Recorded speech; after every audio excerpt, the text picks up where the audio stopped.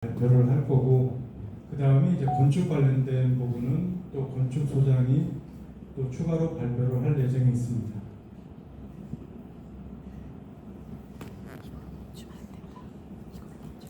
정비계획안의 보고 순서는 정비사업 절차, 두 번째로 도정 기본계획을 살펴볼 거고요. 세 번째로 이제 구체적인 정비계획안에 대해서 설명을 드리도록 하겠습니다. 네, 첫 번째로 이제 정비계획 수립 및 정비구역 지정 관련해서 정비사업 절차가 있는데요. 재건축 정비사업은 처음으로 이제 안전지단을 통과를 한 단지에 대해서 정비사업을 시작할 수 있는데, 이게 이제 사업 시행계획 인가 전까지만 안전진단을 실시하면 되기 때문에 요 사항은 이제 뒤로 조금 밀렸다라고 보시면 될 것 같고요. 지금 보고드리는 내용이 이제 정비구역 지정 절차에 대해서 보고를 드리는 사항입니다. 그래서 그 관련 도서를 작성하고 관련 부서 협의, 주민 공람하고, 이게 이제 또 주민 설명회가 같이 있고요. 그리고 구의회 의견 청취를 거쳐서 도시계획위원회 심의를 통과한 단지에 대해서 이제 결정 고시되는 사항입니다. 그래서 이렇게 정비구역이 지정이 되면 이제 조합 방식으로 갈지 또는 신탁 방식으로 갈지 그 조합원님들의 동의를 통해서 사업 방식이 결정이 되는 거고요. 여기서 이제 시행자 지정이 끝나면 구체적인 건축 계획을 수립하는 사업 시행계획 인가라는 절차를 진행합니다. 이때 이제 세부 건축 계획이 결정이 되고요. 이 세부 건축 계획이 결정이 되고 조합원님들 분양 신청을 받아서 이제 관리처분 계획 인가를 들어갑니다. 이때가 이제 조합원님들의 분담금이 확정되는 시기라고 볼 수 있고요. 이 관리처분 계획 인가가 끝난 다음에는 이제 이주 및 착공을 들어가고, 그리고 일반 분양이 진행이 되고요. 그리고 공사 기간을 거쳐서 준공 및 청산하는 절차로 정비 사업이 진행이 되겠습니다. 지금 서울시에서는 재건축이나 재개발 사업 관련해서 신속통합기획 자문사업 제도를 운영하고 있습니다. 그래서 실제로 정비구역 지정 절차를 진행을 하다 보면 그 최종 이제 여기 시 도시계획위원회 심의 단계에서 여러 가지 의견들이 상당히 많이 나오거든요. 그렇기 때문에 여기에서 미리 나올 수 있는 내용을 사전에 신속통합기획 자문을 통해서 먼저 다 정리를 해서 여기를 통과한 단지에 대해서는 이제 정비구역 지정 절차를 거쳐가는데요. 이런 절차가 이제 이 행정인허가 절차를 최대한 간소화하기 위해서 사전에 신속통합계획 자문을 통해서 정비계획을 거의 정리를 한다라고 보시면 될 것 같습니다. 그래서 이 신속통합계획 자문에서는 일단 가장 큰 게 도시 및 건축 규제가 상당히 많이 있는데요.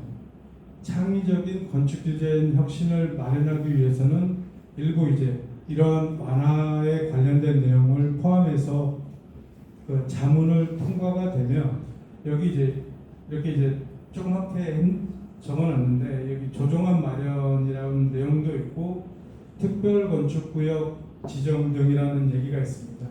이런 사항들을 지정해서 조금 더 세부 건축 계획이 잘 이루어질 수 있도록 그 도시계획, 건축계획을 완화하는 제도라고 보면 되겠습니다. 그래서 그 신현대 아파트도 아마 신통 자문을 신청을 하게 될 건데요. 그거 관련해서 지금 저기 뒤에서 지금 아마 동의서를 받고 있는데, 신통 자문을 받기 위해서는 전체 토지 등 소유자의 30% 이상의 동의가 필요한 사항입니다. 그래서 이제 그 동의서를 지금 여기에서부터 걷고 있는 상황이라고 보시면 될 것 같습니다. 그리고 이제 2030 서울시 도시주거환경 정비 기본계획상에 그 재개발 재건축 사업에 대한 커다란 가이드라인을 사전에 다 결정을 해놓습니다. 거기에 맞춰서 이제 용적률 체계를 결정을 하는데요. 저희 신현대 아파트가 있는 지역은 제3종 일반 주거지역입니다. 3종 일반 주거지역의 기준 용적률은 210%, 허용은 230, 상한은 250, 그리고 법적 상한은 300%로 운영을 하고 있고요. 이렇게 보시면 기준 용적률은 여기가 어쨌든 재건축 사업을 하게 됨에 따라서 기준이 되는 용적률이라고 보시면 될 것 같고요. 여기 이제 허용 용적률이라는 제도를 운영하고 있는데 요거는 이제 최대 20% 범위에서 운영을 하고 있습니다. 단지 내 공공보행 통로나 BF 인증, 친환경 건축물 관련된 계획을 수립했을 때 허용 용적률을 20%더 주는 계획이고요. 그리고 이제 공공기여라고 이렇게 적혀 있는데 여기는 그 사업 부지의 일부를 도로 및 공원 등으로 조성해서 기부 체납할 경우에 추가로 완화받는 용적률이라고 보시면 될 것 같습니다. 그래서 250% 플러스 알파가 적혀 있는데 이 알파는 도시계획위원회 심의를 통해서 추가 완화가 가능하다라고 보시면 될 것 같습니다. 그리고 이제 법적 상한 가는 거는 이제 최대 300%로 정해져 있는데요. 여기를 가기 위해서는 증가되는 용적률의 절반, 50% 이상을 임대주택으로 계획을 했을 때만 300% 적용이 가능하다라고 보시면 되겠습니다. 그리고 이제 아까 이제 계략적으로 설명드렸는데요. 허용 용적률 인센티브를 최대 20%까지 적용이 가능한데 세부적인 항목은 이렇게 한 가지, 둘, 셋, 네 가지 정도로 운영을 하고 있고요. 이 관련 계획을 도입했을 경우에 그 최대 10%, 5% 이런 범위 내로 인센티브 완화를 받을 수 있습니다. 그래서 이제 향후에 입주민들이 가장 편하게 이용할 수 있는 시설이라든가 관련된 건축물 이런 내용들을 도입했을 때 완화되는 항목이라고 보시면 될 것 같고요. 지금 이제 계략적으로 저희가 검토한 바로는 단지 내 공공보행 통로 조성, 그리고 BF 인증, 돌봄시설 도입, 그리고 층간소음 해소, 그리고 친환경 건축물 관련해서 20%로 계획을 할 예정이 있습니다. 그리고 24년도 9월달에 서울시에서 발표한 내용이 있습니다. 아까 허용 용적률은 최대 20% 범위 내에서 운영이 가능하다라고 했는데요. 이렇게 사업성 보존 개수, 그래서 범위가 1에서 2 사이로 적용을 할 수 있는데 결국은 사업성이 조금 결여되어 있는 지역에 대해서는 이러한 보존 개수를 적용을 해서 그 허용 용적률이 당초에 20%인데 20%를 최대로 적용했을 때는 2.0을 적용했을 때는 허용 용적률이 40%까지 적용이 가능하다라는 내용입니다. 그래서 신현대 아파트 관련된 부분을 저희가 검토를 해봤는데요.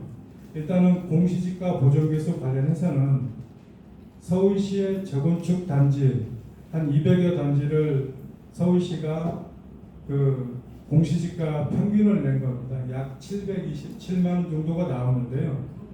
이 평균치보다 낮은 단지, 공시지가가 낮은 단지의 경우에는 이렇게 산식에 의해서 보존개수를 적용할 수 있다. 그래서 여기에서 약 1.39를 적용을 하는 거고요. 그리고 요거 이제 대지면적 보존개수는 이거는 단지가 좀 조그만 단지에 대해서는 보존개수를 많이 주겠다라고 하는 부분인데 요건 2만 미만이기 때문에 저희 대상 지역은 해당이 없습니다. 그리고 또 세 번째로 보존개수를 적용할 수 있는 게 세대밀도 보존개수입니다. 이거는 0.1에서 0.2 사이까지 보존이 가능한데요. 쉽게 설명드리면 저희 단지가 736세대지 않습니까? 현황 세대수 기준으로 그 33평 현황 세대수를 33평으로 해서 나오는 최대 연면적이 저희가 용적률을 산정했을 때 저희가 최대 일단은 법적 상한을 제외한 최대 250이 7만 7천 나오는데 이게 요 기준보다 낮을 경우에는 이 보존개수를 적용할 수 있다라고 해서 요 두 가지를 합쳐서 보존개수 나온 게 약 1.53입니다. 그래서 이거를 허용용적률 20%에 곱해보면 약 30.6%가 나오는데요. 그래서 10.6% 정도 완화를 받을 수 있는 아파트다라고 보시면 될 것 같습니다. 그래서 이제 정비계획안을 요약을 해보면요. 구역 면적은 32,760제곱미터이고 건폐율은 50% 이하, 그리고 기준 용적률은 앞서 설명한 바와 같이 210%고요. 허용 용적률이 당초에 230%인데 사업성 보존 개수를 적용해서 240.6%. 여기에서 이제 기부채나 저희가 다음 장에 이제 토지용 계획을 보면서 한번 설명을 드릴 건데 일부 기부 찬합을 했습니다.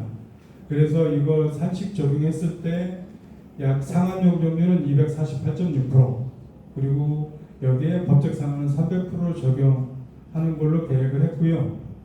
최고 높이는 115m 이하로 최고 층수 35층 이하로 계획을 하였습니다. 이렇게 계획을 했을 때 전체 세대 수는 약 980세대이고요. 임대주택은 93세대로 계획이 됩니다. 그리고 용도지역 관련해서는 제3종 일반 주거지역 변경이 없는 사항이고요. 요거는 이제 심의에 의한 완화 적용 사항인데 아까 이제 허용 용적률 관련해서 20% 곱하기 1.53 해서 완화받는 부분, 정비계획 용적률, 그리고 법적 상한, 이 부분에 대한 설명 자료입니다. 그리고 토지용 계획을 보시면 용도지역이 상향되는 지역의 경우에는 대지의 일부를 반드시 기부 체납해야 되는 순부담 비율이 있습니다. 그래서 얼마 이상 순부담을 해야 되는 기준이 있는데 저희 신현대 아파트의 경우에는 용도지역 상향이 없기 때문에 순부담 기준은 없는 상황이고요. 주변 지역 현황을 고려해서 북쪽에 맹지 발생하는 부분이 있습니다. 그래서 그 부분에 대한 도로 개설 관련해서 순부담을 최소화해서 택지 면적을 최대한 유지하는 걸로 계획을 하였습니다. 토지용 계획 설명드리겠습니다. 지금 이 북쪽에 이쪽 현황 다 알고 계시겠지만 다시 한번 설명을 드리면 이쪽에 도로가 나 있습니다. 도로가 나 있는데 그 중에 일부는 국공유지가 차지하고 있고요. 그리고 또 일부는 신현대 아파트 부지 소유의 땅입니다. 그런데 저희가 부지 소유의 땅이라 하더라도 여기를 사업 대지로 했을 경우에는 이런 부분이 다 맹지가 발생합니다. 이럴 경우에는 공공의 사업에 맞지 않기 때문에 이 부분에 대해서는 최대한 소방도로 개념의 도로를 계획을 한 상황이고요. 이게 이제 폭 6m 도로로 계획을 하였습니다. 그리고 이 부분에 대해서 이제 공원의 일부 신설을 한다고 계획을 했는데요. 요거는 공동주택 용지 아파트 땅이지만 지상부의 일부를 공원으로 조성하고자 하는 계획이라고 보시면 될 것 같습니다. 그래서 이쪽에 북쪽에 단독주택지와 이 남쪽에 고층으로 이제 개발이 될 예정이지 않습니까? 그 사이에 완충 공간을 조성하고자 하는 계획이라고 보시면 될 것 같습니다. 그리고 전체적으로 이 큰 도로변에서 단지를 바라봤을 때 이쪽에 통기용축을 좀 조성을 해서 이 단지 밖에서 지나다니는 사람들이 이쪽에 단지가 이제 고층으로 개발되면 상당히 벽처럼 느껴지는 부분이 있는데요. 이렇게 요 세부적인 폭은 아직 확정을 짓지 않았지만 최소 한 10m에서 최대 20m로 계획을 할 예정에 있습니다. 그래서 이 부분으로 일부 공공기여를 좀 계획을 하려고 했던 부분입니다. 좀 도시계획 관련된 내용이 조금 딱딱하고요. 기준에 맞춰서 하다 보니까 좀 딱딱한 부분이 있는데 이제 그 건축 계획에 대해서는 그 하우드의 박민수 소장이 세부적인 내용과 함께 설명을 드리도록 하겠습니다.